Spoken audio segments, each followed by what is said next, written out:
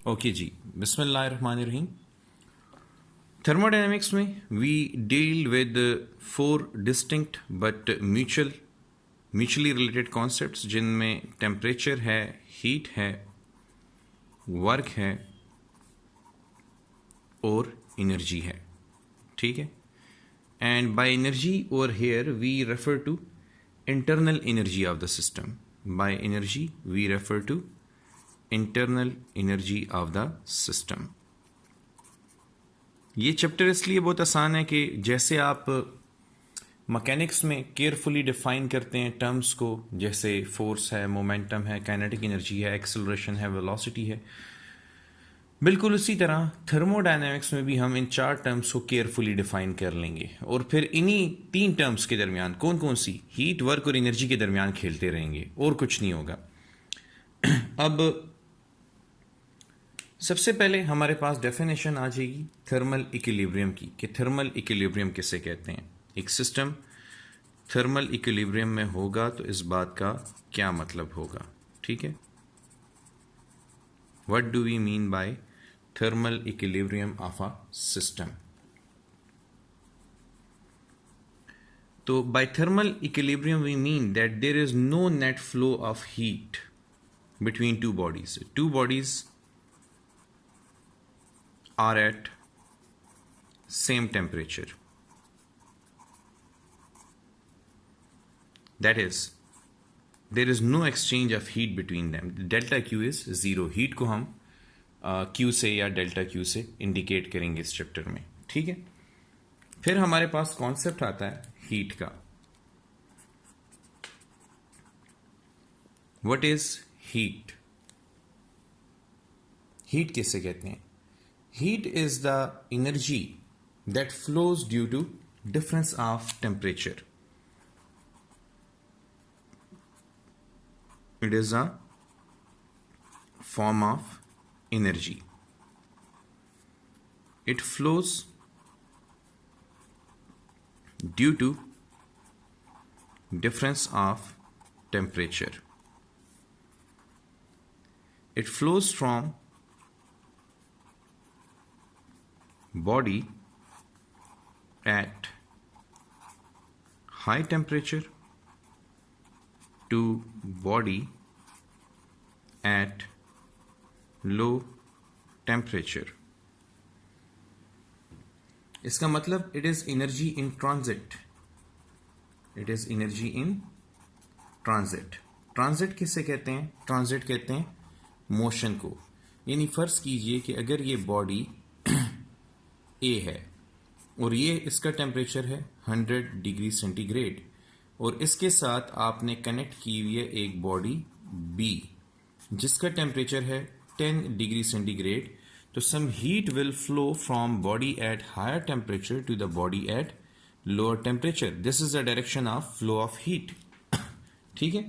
फिर एक और बात याद रखिए, heat is never contained by a body. ये एनर्जी इन ट्रांजिट का क्या मतलब है कि ये सिर्फ उस वक्त तक एग्जिस्ट करेगी जब तक टेम्परेचर डिफरेंस होगा।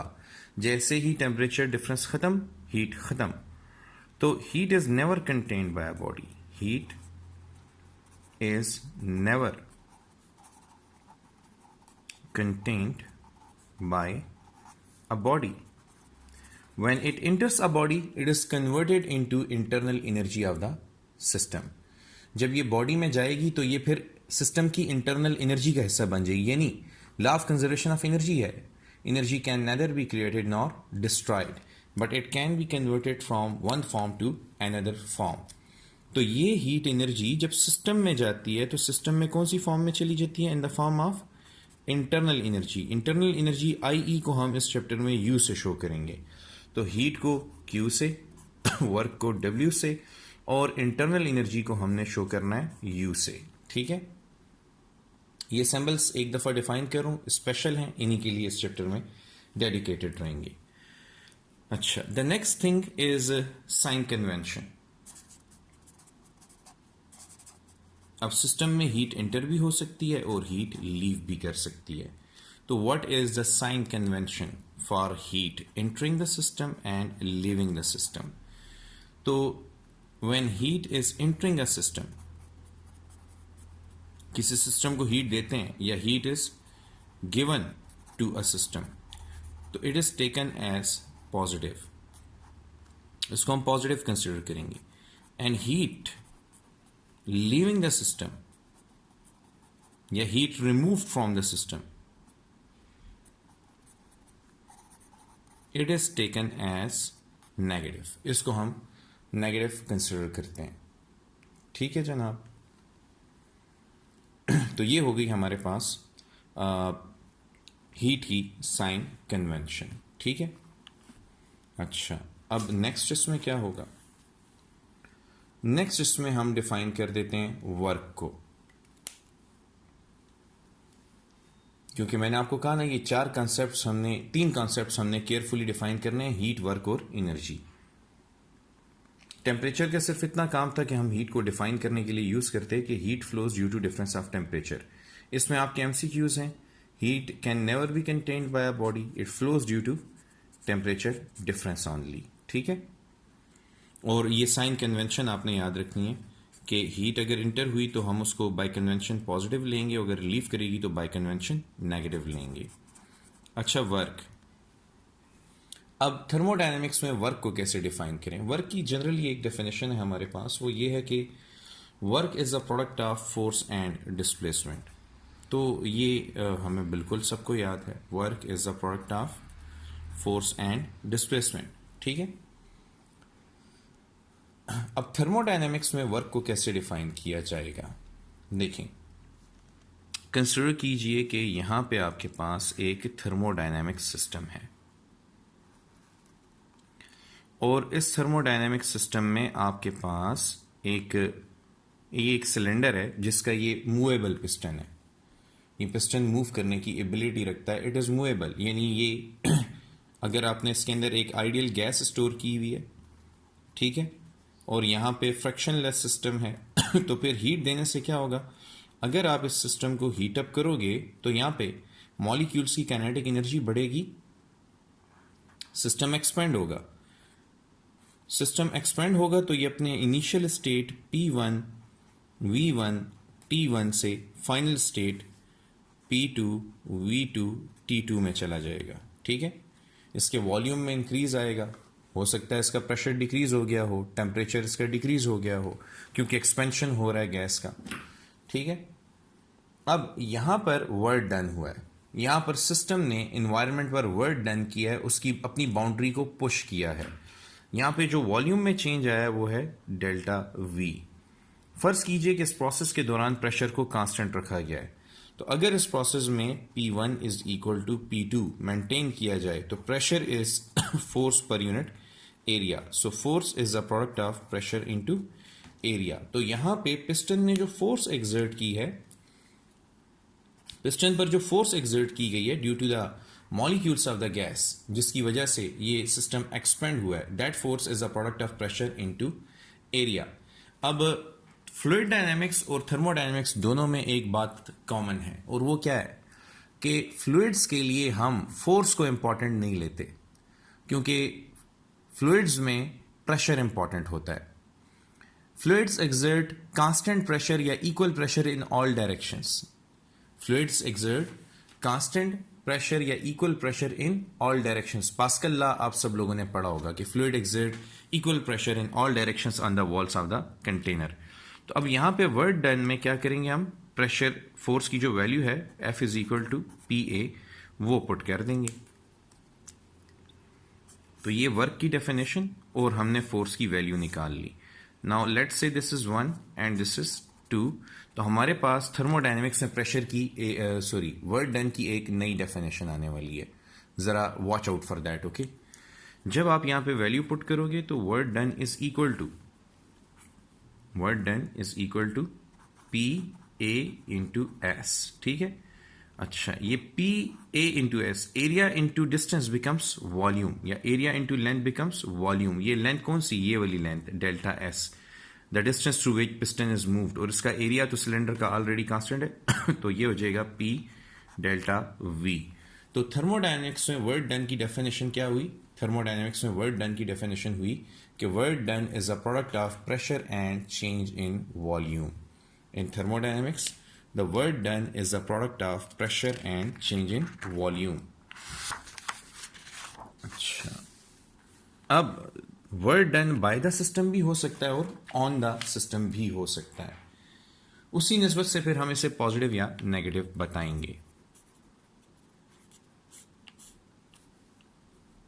तो work done is a product of pressure and change in volume. अब देखिए, वॉल्यूम में चेंज आ सकती है दोनों तरीकों से। आप सिस्टम को एक्सपेंड भी कर सकते हैं और सिस्टम को कंप्रेस भी कर सकते हैं। तो एक्सपेंशन भी हो सकता है, ठीक है, और कंप्रेशन भी हो सकता है। अब अगर आप यहां पे टेक्निकली देखो तो वर्क का पॉजिटिव या नेगेटिव होना किस पे डिपेंड करता है? वर्क का पॉजिटिव या नेगेटिव होना सिर्फ और सिर्फ वॉल्यूम पे डिपेंड करता है, क्योंकि वर्क डन करते हुए यहां पर हमने प्रेशर को कांस्टेंट रखा और pressure can never B negative. Pressure can never B negative, volume can also never be negative. ना प्रेशर नेगेटिव हो सकता है ना वॉल्यूम नेगेटिव हो सकता है, लेकिन change in volume can be negative. जो चेंज इन वॉल्यूम है वो नेगेटिव हो सकता है। कैसे, क्या मतलब इस बात का? देखें, वर्क का साइन जो है वो प्रेशर, वर्क का साइन जो है वो वॉल्यूम, चेंज इन वॉल्यूम के साइन पे डिपेंड करता है। तो अगर फाइनल वॉल्यूम इनिशियल वॉल्यूम से ज्यादा हो, एक्सपेंशन का क्या मतलब है? Final volume is greater than initial volume, ये एक्सपेंशन का मतलब है। तो फिर फाइनल वॉल्यूम अगर 10 मीटर क्यूब है और इनिशियल वॉल्यूम अगर 3 मीटर क्यूब है, तो फिर final minus initial delta V क्या होगा?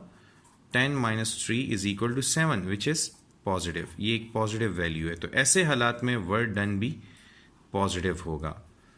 और क्योंकि एक्सपेंशन हुआ है तो it is the work done by the system, W by the system, और by convention it is taken as positive. और देखें, आ भी रहा है पॉजिटिव, ठीक है ना? तो work done by the system is taken as positive. तो यहां पे साइन कन्वेंशन भी कवर हो गई, ठीक है। अच्छा, अब अगर फाइनल वॉल्यूम इनिशियल वॉल्यूम से कम है, तो इसका मतलब कि इनिशियली अगर वॉल्यूम 3 मीटर क्यूब था तो फिर फाइनली वॉल्यूम 2 मीटर क्यूब होगा। तो अब अगर चेंज इन वॉल्यूम को फाइंड किया जाए तो final minus initial, final is 2, initial is 3, the result is -1 metre cube. तो ऐसे हालात में P delta V, work done is equal to P delta V is negative. This is the work done on the system, this is the work done on the system which is taken as negative। तो ये work की convention हो गई, ठीक है, कि work positive कब होगा और वर्क नेगेटिव कब होगा। अब आपके एमसीक्यूज कौन कौन से हैं इसमें? ठीक है, आपके एमसीक्यूज हैं वर्क की definition which is a product of pressure and change in volume, work done by the system is positive, work done on the system is negative. Expansion में वर्क डन पॉजिटिव होगा, compression में work done negative होगा। ये आपने बातें MCQ solution के हवाले से याद रखनी है, ठीक है। हो सकता है यही एमसीक्यू बन के आ जाए, हो सकता है कि इससे किसी और टॉपिक में मदद लेके आपको एमसीक्यू दे दे, आगे बताऊंगा कि वो कैसे देगा, ठीक है जनाब। अच्छा, अब हीट और वर्क में डिस्टिंक्शन होनी चाहिए, ठीक है। तो हम यहां पे एक फर्क, डिस्टिंक्शन मींस डिफरेंस, फर्क क्या है? Distinction between heat and work. असल में आप सिस्टम को हीट दो वो एक्सपेंड होगा, यानी सिस्टम को आपने हीट दी वो एक्सपेंड हुआ, आपने सिस्टम से वर्क डन करवाया वो एक्सपेंड हुआ। सिस्टम को हीट दें तो भी वर्क डन करेगा, सिस्टम को एक्सपेंड करें तो भी वर्क डन करेगा। अच्छा, सिस्टम को हीट अप करें, हीट दें, उसके मॉलिक्यूल्स की काइनेटिक एनर्जी बढ़ेगी। सिस्टम पे वर्क डन करें तो भी उसके मॉलिक्यूल्स की काइनेटिक एनर्जी बढ़ेगी, यानी सिस्टम को कंप्रेस करें, कॉन्ट्रैक्ट करें। यानी आपने सिस्टम को हीट दी तो भी सिस्टम का टेम्परेचर इंक्रीज हुआ, आपने सिस्टम पर वर्क डन किया तो भी सिस्टम का टेम्परेचर इंक्रीज हुआ। अब क्योंकि दोनों टेम्परेचर को इंक्रीज कर रहे हैं तो क्या इसका मतलब यह है कि दोनों सेम है? तो हो सकता है कि ये दोनों सेम हो, लेकिन ये दोनों सेम नहीं है। फर्क क्या है कि heat Q depends upon difference of temperature. अगर टेम्परेचर डिफरेंस होगा तो हीट फ्लो एग्जिस्ट करेगा। Heat flow is not equal to zero. और वर्क डन किस पे डिपेंड करता है? Work done change in volume पे डिपेंड करता है। अगर वॉल्यूम चेंज होगा तो फिर work done is not equal to zero. तो इन दोनों में डिफरेंस क्या हुआ कि इन हीट टेम्परेचर डिफरेंस पे डिपेंड करती है। तो चाहे वॉल्यूम इंक्रीज हो या ना हो, अगर टेम्परेचर डिफरेंस हुआ तो हीट फ्लो करेगी। और वर्क टेम्परेचर डिफरेंस पे डिपेंड नहीं करता, चाहे आप टेम्परेचर सिस्टम का टेम्परेचर इंक्रीज करें या डिक्रीज करें या कांस्टेंट रखें, जब तक वॉल्यूम में चेंज नहीं आएगी वर्क डन नहीं होगा। ठीक है जी। जैसे मैं आपको एक एग्जांपल दूं ना, प्रेशर कुकर फिक्स होता है, उसके वॉल्यूम में चेंज नहीं आती, तो प्रेशर कुकर में सिस्टम कोई भी वर्क डन करने की एबिलिटी नहीं रखता, लेकिन कंटिन्यूसली उसमें हीट फ्लो हो रही होती है, क्योंकि प्रेशर कुकर के अंदर जो सिस्टम मौजूद है, जो खाना मौजूद है, उसका टेम्परेचर कम होता है और आपने उसको हीट सोर्स पे रखा होता है, यानी चूल्हे पे रखा होता है, कुकिंग रेंज पे रखा होता है, उसका टेम्परेचर ज़्यादा होता है। अब यहाँ पे वॉल्यूम चेंज हुए बगैर सिस्टम में हीट फ्लो कर रही है। तो इन दोनों में डिस्टिंक्शन ये है कि work done change in temperature पे डिपेंड करता है, चेंज इन टेम्परेचर पे डिपेंड नहीं करता, वो सिर्फ और सिर्फ चेंज इन वॉल्यूम पे डिपेंड करता है। और हीट जो है वो सिर्फ और सिर्फ टेम्परेचर डिफरेंस पे डिपेंड करती है। ये इनका फर्क है। हाँ, डिस्टिंक्शन तो है, अब इनमें डिफरेंस तो है, लेकिन दोनों अगर टेम्परेचर को इंक्रीज करते हैं तो फिर इनमें कोई रिलेशन भी होगा। तो relation between heat and work.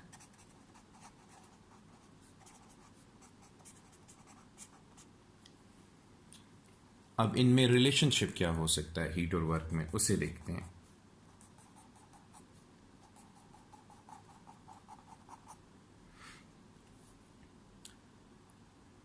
देखिए, W is proportional to Q।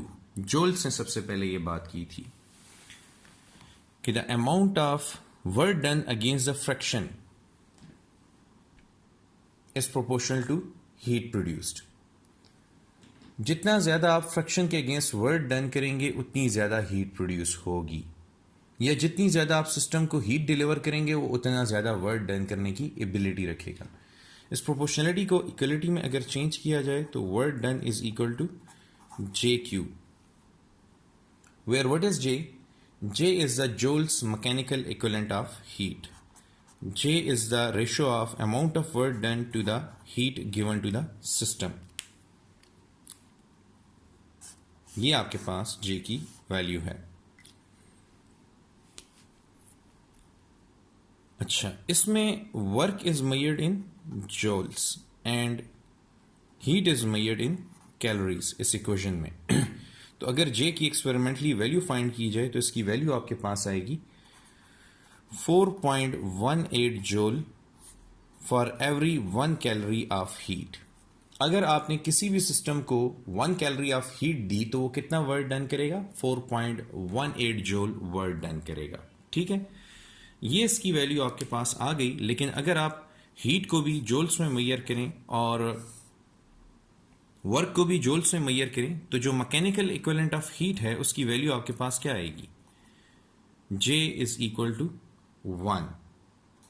क्योंकि जब ये दोनों जूल्स में आ जाएंगे तो 1 कैलोरी, आपने केमिस्ट्री में ये पढ़ा होगा, 1 calorie is equal to 4.18 joule. तो अगर आप यहाँ पे कैलोरी की वैल्यू पुट करें तो 4.18 कट जाएंगे, जूल बाय जूल भी कट जाएगा, और जे की वैल्यू आ जाएगी 1 इन एसआई सिस्टम।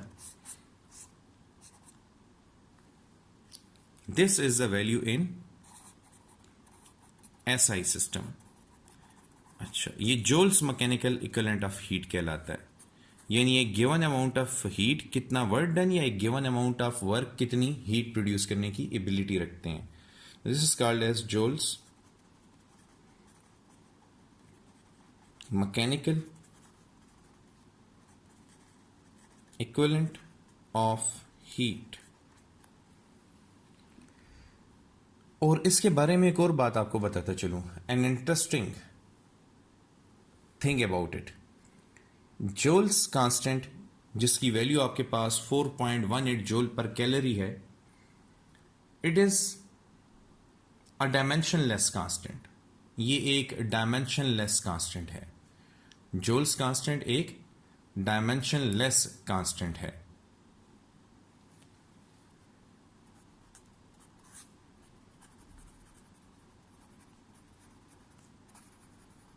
अब आप कहेंगे सर ये तो आपने कोई नई बात बताई नहीं है, तो कोई इतनी इंटरेस्टिंग बात नहीं है.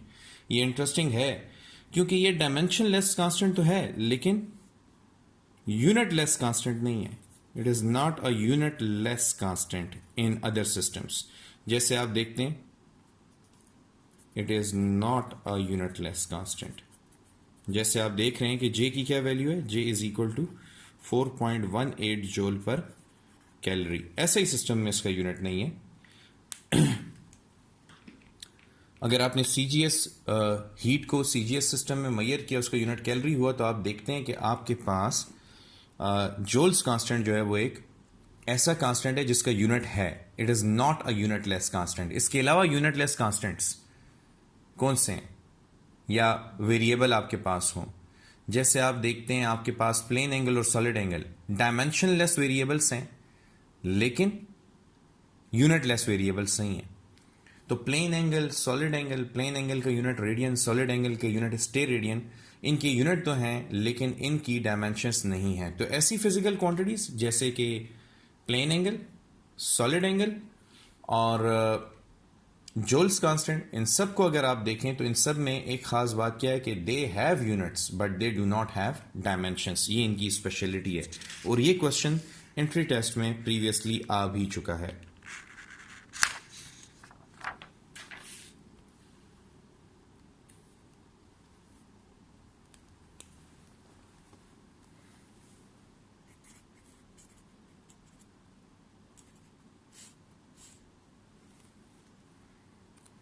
जो नेक्स्ट कॉन्सेप्ट है हमारे पास, it is internal energy.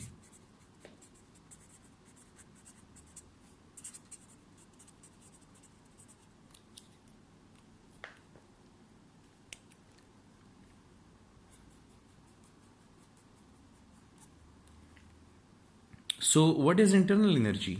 Internal energy U is the sum of kinetic energy and potential energy of the molecules of a system. Kinetic energy molecules के मोशन की वजह से, पोटेंशियल एनर्जी बॉन्ड्स की वजह से. मॉलिक्यूल्स से आपस में बॉन्ड्स बनाए होंगे, ठीक है. तो अगर आप काइनेटिक एनर्जी को फर्दर ओपन करें तो kinetic energy has 3 forms: kinetic energy of translation, kinetic energy of rotation, kinetic energy of vibration plus potential energy. तो sorry, potential energy is the sum of kinetic and potential energy of the system. और काइनेटिक एनर्जी में फिर आपके पास जो further terms हैं वो ओपन कर दिए मैंने. इसके लिए भी आपको साइन कन्वेंशन अभी से बतानी होगी.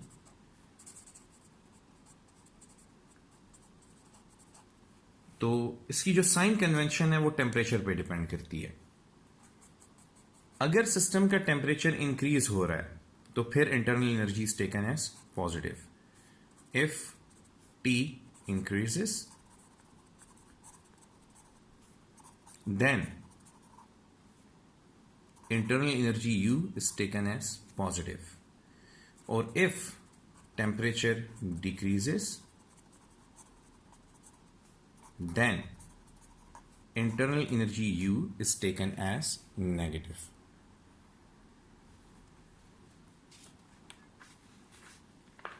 अच्छा, अब ये साइन कन्वेंशंस माइंड में रखते हुए हमने बाकी मजीद आगे बातें चलानी है, ठीक है. इन चीज़ों को फिर हमने लेटर ऑन अप्लाई करना है. जब हम यहाँ पे लॉज वगैरह सीख लेंगे तो हम इन चीज़ों को यूज़ करेंगे. अच्छा, अब आते हैं सिस्टम की तरफ, ठीक है, कि सिस्टम क्या होता है. What is a system? Anything under observation is called a system. या a collection of molecules confined in a boundary is called a system. अब सिस्टम की आपके पास वेरियस टाइप्स हैं. इन टाइप्स को मैं टेबुलेट करूंगा ताकि आप इजीली अंडरस्टैंड कर सको. तो यहां पे मैं सिस्टम की टाइप बताऊंगा. जैसे मेरे पास सिस्टम की 5 टाइप्स होती हैं. इनमें ओपन सिस्टम,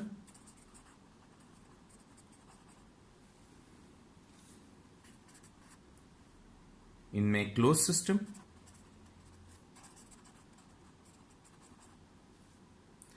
फिर थर्ड में mechanically isolated system. Isolated system की फिर ये टाइप्स हैं फर्दर. तो इसमें mechanically isolated system,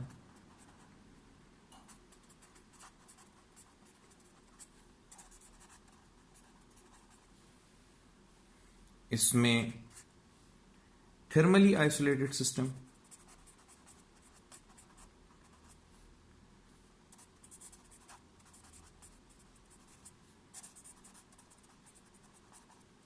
and then you have isolated system, जिसको आप कंप्लीटली आइसोलेटेड सिस्टम भी कह सकते हैं. ये वेरियस टाइप्स हैं आपके पास. अब इन सिस्टम्स में 3 चीजों को मद्देनजर रखा जाता है. Mass flow, exchange of work done by the system or work done on the system, and heat flow. इस टेबल से ये याद करने बड़े आसान है. जैसे open system is a type of system in which mass flow, work done on the system और by the system is allowed and heat exchange is allowed. Everything is allowed in this system. इस system में सारी चीजें allowed हैं. ये system अपनी environment के साथ मास भी एक्सचेंज कर सकता है, वर्क भी एक्सचेंज कर सकता है, हीट भी एक्सचेंज कर सकता है. तो सिस्टम की एग्जांपल है आप और मैं. एनिमल्स, प्लांट्स, ह्यूमन बींग्स, ये अपनी इन्वायरमेंट के साथ मास, वर्क और हीट सब एक्सचेंज कर रहे होते हैं. फिर ओपन सिस्टम के अलावा तमाम सिस्टम्स मास फ्लो को अलाउ नहीं करते. तो पहला क्रॉस यहां पे आप लगा दें कि इन बाकी तमाम सिस्टम्स में फ्लो ऑफ मास अलाउड नहीं है. ये तो यहां पे खत्म हो गया. अच्छा, ये सब कुछ अलाउ करता है. इसका कन्वर्स सिस्टम क्या है? जो कुछ भी अलाउ ना करता हो वो आइसोलेटेड सिस्टम है. Isolated system does not allow any exchange of mass, work और हीट विद द एनवायरमेंट. फिर क्लोज सिस्टम में वर्क और हीट का एक्सचेंज अलाउड है, सिर्फ मास फ्लो अलाउड नहीं है.